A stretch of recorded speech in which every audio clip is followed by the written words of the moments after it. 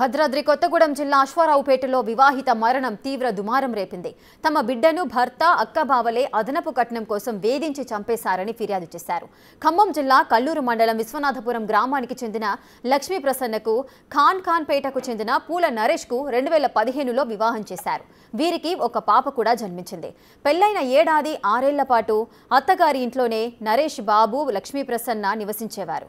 3 ఏళ్ల కిందట కొత్తగూడెం జిల్లా అశ్వారావుపేటలోని నరేష్ బాబు అక్క నివాసానికి మకాం మార్చారు. అశ్వారావుపేటకు వచ్చిన తర్వాత ఏడాది పాటు మాత్రమే తమతో మాట్లాడిందని ప్రసన్న తల్లిదండ్రులు చెబుతున్నారు.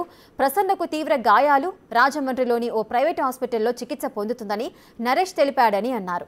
ఆసుపత్రికి వెళ్లిన తల్లిదండ్రులకు లక్ష్మీ ప్రసన్న గుర్తుపట్టలేని స్థితిలో ఉండటం, శరీరంపై గాయాలుండటం పలు అనుమానాలకు తావిచ్చింది. తమ బిడ్డను అత్తింటి వారే అదనపు కట్నం కోసం వేధించి హింసించి చంపేశారని ఆరోపిస్తూ అశ్వారావుపేట పోలీస్ స్టేషన్లో ఫిర్యాదు చేశారు.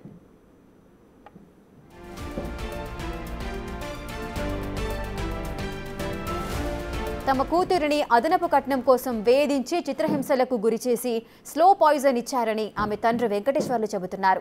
మరింత సమాచారం మా ప్రతినిధి శివశంకర్ అందిస్తారు. తెలంగాణలోని అశ్వారావుపేటలో అయితే ఆ వివాహిత అనుమానాస్పద మృతి చెందింది. దీనికి సంబంధించి మా కుమార్తెని కడుపు మార్చి 2 ఏళ్ల పాటు మమ్మల్ని కలవనివ్వకుండా తీవ్ర చిత్రహింసలు పెట్టి చంపేశారంటూ కూడా తండ్రి ఆరోపిస్తున్న పరిస్థితి కనిపిస్తున్నాయి. ఆమె తండ్రి మనతో ఉన్నారు. ప్రశ్న తండ్రి మాట్లాడే ప్రయత్నం చేద్దాం. సార్ చెప్పండి, అసలు మీ అమ్మాయిని మిమ్మల్ని ఎప్పటి నుంచి కలవనివ్వలేదు, అసలు ఏం జరిగిందని మీరు చెప్తారు? అసలు మా అమ్మాయిని ఫస్ట్ నుంచి హింసించేవాళ్ళు సార్. కట్నం ఎక్కువ కావాలని రకరకాలుగా హింసించేవాళ్ళు సార్. అట్లా పాపకి మళ్ళీ ప్రెగ్నెంట్ వచ్చింది సార్. ప్రెగ్నెంట్ వచ్చిన తర్వాత హాస్పిటల్కి నింపాలా, బెడ్ రెస్ట్ అంటే మా ఇంటి మీద వదిలేసి తీసుకెళ్ళా సార్.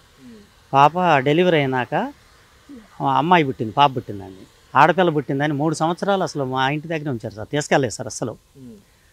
ఈ 3 సంవత్సరాల తర్వాత నాకు భార్య వద్దని డైవర్షన్ నోటీస్ ఇచ్చారు సార్ కోర్టు నుంచి. ఆడపిల్ల పుట్టినందుకు తీసుకుపోకుండా ఇస్తే మేము అప్పుడు స్టేషన్కి ఎస్ఐ గారి దగ్గర పోదామని పోయాం సార్. పోతే అప్పుడు పెద్దల సమక్షంలో తీసుకెళ్తాం, ఇక నుంచి మంచిగా చూసుకుంటానని నమ్మబలికి తీసుకెళ్ళారు సార్. తీసుకెళ్ళి కల్లూరులో ఉండే వాళ్ళల్లో అశ్వారావుపేటకి సడన్గా మా అమ్మాయిని తీసుకొచ్చాక ఇక్కడ నుంచి మకాం ఇడక అశ్వారావుపేటకు మార్చారు సార్. వాళ్ళ అక్క, వాళ్ళ అమ్మ, వాళ్ళ బావ, నరేష్ గారు వీళ్ళు మొత్తం కావాలని టార్చర్ పెట్టి మా అమ్మాయిని గృహహింస పెట్టి చంపేశారు సార్. మా అమ్మాయికి అసలు ఆమె స్లో పాయిజన్ ఇచ్చారని మాకు భయం సార్. అసలు మమ్మల్ని టచ్లోకి రానిలే సార్. మేము ఇప్పుడు కావాలన్న వెళ్ళినా కానీ తిట్టడం, మా ఇంటికి రావద్దు అంటాం, గేట్లు బంద్ చేయటం, కుక్కను వదిలిపెట్టడం, అట్లా రకరకాలుగా హింసించేవాళ్ళు సార్. అడిగి పోవటానికే భయభ్రాంతులు అయ్యేంత పరిస్థితి తీసుకొచ్చారు సార్. మిమ్మల్ని ఎప్పుడైనా వరకట్నం మిమ్మల్ని ఎప్పుడైనా అడిగారా? అంటే మాకు ఎంత డబ్బు కావాలి, అలా అయితే మీ అమ్మాయిని మంచిగా చూసుకుంటాను ఎప్పుడైనా చెప్పారు? ఆడపిల్ల పుట్టింది, మాకు ఇచ్చే కట్నం, మాకు ఏరే పెళ్ళిళ్ళు చేసుకుంటే ఇంకెక్కువ కట్నాలు వచ్చాయి, మా అబ్బాయి చాలా తెలివి కల్లోడు, అందగాడు అని మాట్లాడేవాడు సార్. ఎవరు? వాళ్ళ అమ్మ, వాళ్ళ అక్క వాళ్ళు మాట్లాడేవాడు సార్. పాప వాళ్ళ నాన్నగారు అమాయకుడు సార్. వాళ్ళ నాన్నగారికి తెలియదు సార్. అబ్బా అసమంటే వాళ్ళ మీద ఎందుకు చెబుతాం, వాళ్ళ నాన్నగారికి తెలియదు. కానీ వాళ్ళ అమ్మ, వాళ్ళ అక్క, వాళ్ళ బావ నరేష్ బాబు గారు. నరేష్ గారు ఎప్పుడైనా డైరెక్ట్గా డిమాండ్ చేశారా మిమ్మల్ని, ఇంత డబ్బు కావాలి, నాకు ఆడపిల్ల పుట్టింది కావాలని అడిగేవాళ్ళు సార్. తర్వాత డబ్బులు కావాలని, ఇంకా అశ్వారావుపేటలో ఇల్లు కట్టుకుంటున్నా, నాకు ఇంటికి డబ్బులు కావాలా అని డిమాండ్ చేసేసారు. నా దగ్గర ఎక్కడ ఉంటాయి, మీకు ఇచ్చే కట్నం డబ్బులు మరి బంగారం అన్నీ పెట్టేసా. పొలం కూడా మా అమ్మాయి పేరు మీద 2 ఎకరాల 25 గుంటలు ఇచ్చా. అది మా అమ్మాయి పేరు మీద రిజిస్ట్రేషన్ చేసి కూడా ఒప్పచెప్పా.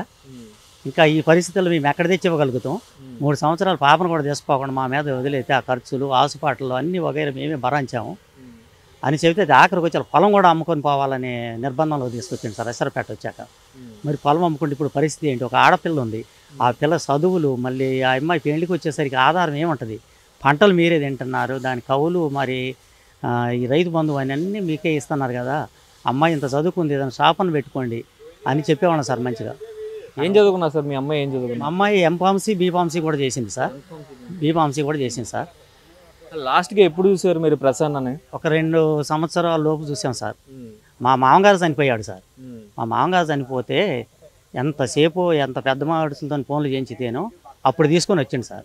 తీసుకొని వచ్చి ఒక కొద్దిసేపు వాళ్ళ అమ్మ ఎమ్మట ఉంచుకొని ఎవరితో ఏం మాట్లాడిద్దు, ఏం చెప్పిద్దాం ఇబ్బందులని ఎవరిని ఎంటర్ కానివ్వలేదు సార్. తీసుకొని మళ్ళీ ఎమ్మట కారులో వెళ్ళిపోయారు సార్. కార్డు ఇవ్వడానికి మా మామగారిది చచ్చిపోయిన రోజు కర్మ చేయడానికి కార్డు ఇద్దామని పంపిస్తే కార్డు తీసుకోలేదు సార్. గోడ మీద పెట్టుకోండి అన్నారు. అసలు సొంత మనవరాల్ని వాళ్ళ తాత కర్మ కూడా రానిలేదు సార్. కర్మ అయిపోయి కూడా ఇప్పుడు 2 సంవత్సరాలు అవుతుంది ఆయన చనిపోయి. వాళ్ళ అమ్మమ్మను చూడటానికి కానీ, కుటుంబంలో ఏమన్నా చూడటానికి కానీ, మందలియటానికి కానీ ఇంతవరకు వచ్చిన దాఖలాలు లేదు సార్. మీరు దయచేసి మా ఊరు వచ్చి ఇల్లు అడగండి సార్. ఎవరు అబద్ధం చెప్పరు కదా, అందరు చెప్పరు కదా సార్. మీరు ఎవరినైనా ఇన్ఫర్మేషన్ తీయండి సార్. ఏ చుట్టాల ఇంటికన్నా మా అమ్మాయిని తీసుకొని పోవడం కానీ, ఏ ఫంక్షన్ కాడికన్నా మా అమ్మాయిని వాళ్ళ ఎమ్మట ఉండటమే కానీ చెప్పమన్నాను సార్. ఆఖరికి స్కూల్లో చదువుతుంది కదా, 9 సంవత్సరాలు సార్ మా పాపకి. స్కూల్కి వెళ్తుంది కదా మనవరాలు. మా మనవరాలు ఏమంటే ఇప్పుడు స్కూల్కి పోయింది, స్కూల్ యజమాని నేను అడగండి సార్. అలాంటి నిర్బంధంలో ఉంచి మా అమ్మాయిని అట్లా ఆ విధంగా గృహహింస పెట్టి చంపేశారు సార్. ఇప్పుడు మీరు హాస్పిటల్లో ఉన్నప్పుడు బ్రతికి ఉన్నప్పుడు చూసారా, చనిపోయాక చూసారా? మేము చూసినప్పుడు అసలు బ్రతికి లేదు సార్, ఊపిరి లేదు సార్. మేము మాట్లాడిచ్చినా లేదు సార్, కదిలిచ్చినా కంటి చూపు లేదు సార్. ఎన్ని రోజుల క్రితం చెప్పారు మీకు ఇలా జరిగింది అని చెప్పి? ఇక్కడికి వచ్చిన రోజే సార్ హాస్పిటల్ తీసుకొస్తా నాకు ఫోన్ చేశారు సార్. ఇంకా అంతకుముందు నాకు ఎప్పుడు ఏమీ ఫోన్ చేయలేదు సార్. అవసరమైతే నా సెల్ తీసి మీరు చూడండి ఎప్పుడన్నా ఫోన్లు చేసినవి ఉన్నాయేమో. మేము ఖమ్మం తీసుకొని రమ్మని చెప్పాను సార్. ఖమ్మం తీసుకురాలి, ఇక్కడికి తీసుకొచ్చారు. తీసుకొస్తే మేము వచ్చేసరికి పాప దగ్గర ఏమీ లేదండి, మా అమ్మాయి దగ్గర. అదే పరిస్థితి. మీరు ఏం డిమాండ్ చేస్తున్నారు సార్ ప్రధానంగా? మా అమ్మాయికి చచ్చిపోవటానికి కారణం, సావుకి కారణమే వాళ్ళ నలుగురు. వాళ్ళ అమ్మ, వాళ్ళ అక్క, వాళ్ళ బావ, నరేష్ బాబు గారు. వాళ్ళకి మా అమ్మాయికి న్యాయం జరగాలి సార్. అమ్మాయి ఆత్మశాంతి కలిగేటట్టు చనిపోయిన దానికన్నా న్యాయం చేయండి అని మిమ్మల్ని కోరుతున్నాను సార్. ఒంటి మీద ఏమన్నా దెబ్బలు కానీ ఎట్లాంటి గాయాలు ఉన్నాయి సార్, అన్ని మచ్చలు ఉన్నాయి సార్, అవన్నీ కోసపోయినట్టు ఉన్నాయి సార్. అసలు ఆ మనిషిని చూస్తే అచ్చి పంజరం లాగా ఎందుకు అట్లా తయారైద్ది, అసలు మనిషి అనే వాళ్ళు ఇట్లా ఉంటారా అనే విధంగా ఉంది సార్. మా మనవరాలను అడగండి సార్, అసలు మెమ్మ ఎవరు, మెమ్మ ఎట్లుంటుంది అని మా మనవరాలు 9 సంవత్సరాలు పాప, ఆమెను అడగండి సార్ చెప్పింది. మీ మనవరాలకే తెలియదు? మా మనవరాలకే తల్లిని తెలియకుండా చేశారు సార్. ఇవాళకి వాళ్ళు జరిగినది కాదు సార్. ఇది అట్లాంటి పద్ధతి చేసి సూపర్వైజన్ ఇచ్చారు. అది సార్. ఇది చూస్తున్నట్లయితే తన కూతురు ప్రసన్నాన్ని చిత్రహింసలు పెట్టారు. తన కూతురికి కన్నా ఆడబిడ్డకి జన్మనిచ్చిందని చెప్పి డివర్స్ ఇవ్వడానికి కూడా నరేష్ పాల్పడ్డాడని కూడా చెప్తున్నారు. అప్పుడు పెద్ద మనుషుల్లో పెట్టి సెటిల్ చేసుకున్న తర్వాత తీసుకువెళ్ళారు, కానీ అప్పటి నుంచి కూడా చిత్రహింసలకు గురి చేశారు. అదనపు కట్నం డిమాండ్ చేశారు, ఇవ్వలేదని చెప్పి స్లో పాయిజన్ ఇచ్చి తిండి పెట్టకుండా మార్చి దెబ్బలు కొట్టి ప్రసన్నాన్ని చంపేశారంటూ కూడా తండ్రి పెద్ద ఎత్తున చెప్తున్న పరిస్థితి కనిపిస్తుంది. ఏదైతే ప్రసన్న చనిపోయిందో ప్రసన్న ఆత్మకి శాంతి చేకూరాలంటే వాళ్ళ నలుగురిని కూడా కఠినంగా శిక్షించాలంటూ కూడా ఆయన కోరుకుంటున్న పరిస్థితులు ఇక్కడ కనిపిస్తున్నాయి.